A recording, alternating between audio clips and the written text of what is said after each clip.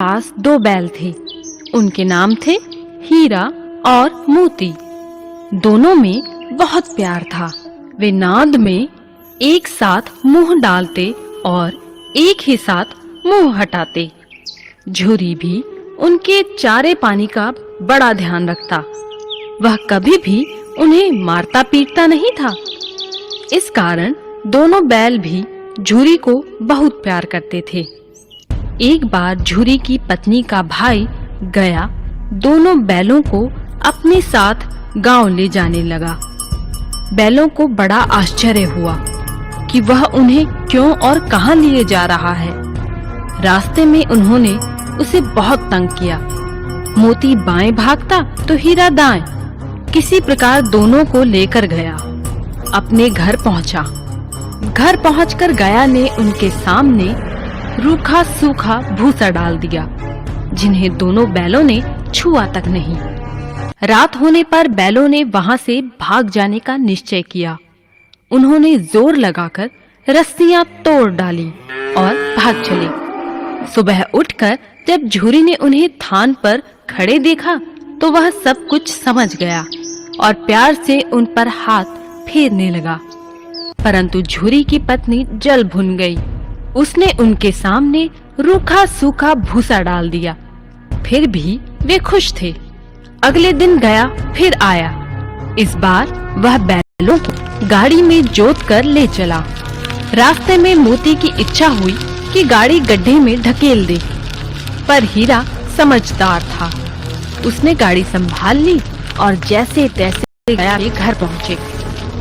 अब गया ने उनसे बहुत सख्त काम लेना शुरू कर दिया। वह उन्हें दिन भर हल में जोतता और जब तब उन्हें मारता पीटता। वे लाचार निगाहों से एक दूसरे को देखते। गया के घर में एक छोटी लड़की रहती थी। वह बैलों की दुर्दशा देखती तो उसे बहुत बुरा लगता। वह रात को चुपके से उन्हें रोटी खिलाती। दोनों बैल उसके प्यार के आगे अपमान और मार भूल जाते। एक दिन मोती रस्सी तोड़ने का प्रयास कर रहा था कि वह लड़की वहां आई और उसने दोनों बैलों को खोल दिया। दोनों वहां से भाग निकले। थोड़ी देर बाद जब गया को पता चला तो वह भी उनके पीछे दौड़ा, पर उन्हें पकड़ ना सका। अब हीरा और मोती आजाद थे। रास्ते में उन्हें एक सांड मिला।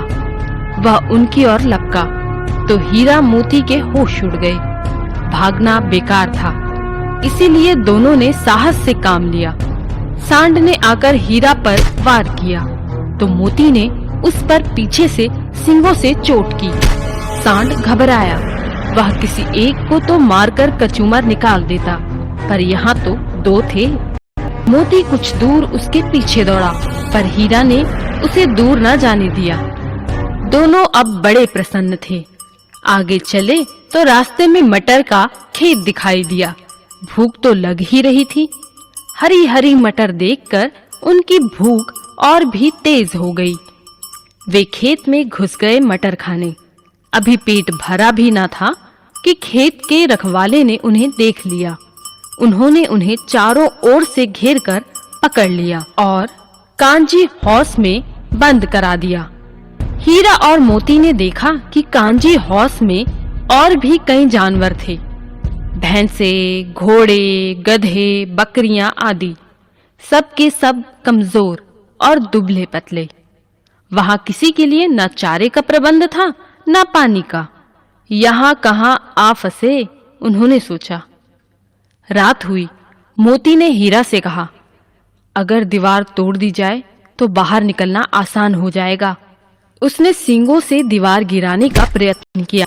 2-4 चोटों में ही दीवार थोड़ी सी गिर गई। उसका उत्साह बढ़ा तो उसने और जोर से चोटें लगानी शुरू की। दीवार में रास्ता बनते ही पहले तो घोड़े भागे, फिर भैंसे और बकरियां। मोती ने गधों को भी सींग मार मार कर भगा दिया। उसने हीरा से भी भाग चलने को कहा, पर हीरा ने मना कर दिया।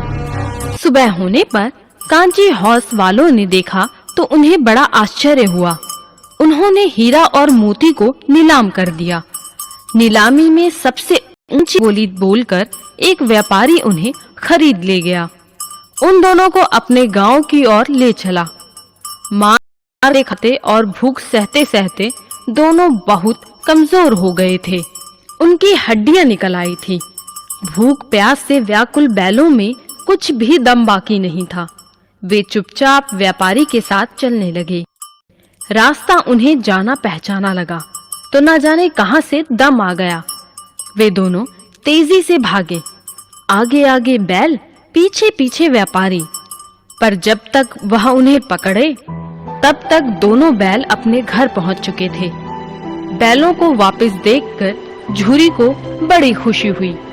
वह उनसे लिपट गया। इतने में व्यापारी भी वहां आ पहुंचा और उन्हें मांगने लगा। मोती आओ देखा ना ताओ, वह व्यापारी पर झपटा।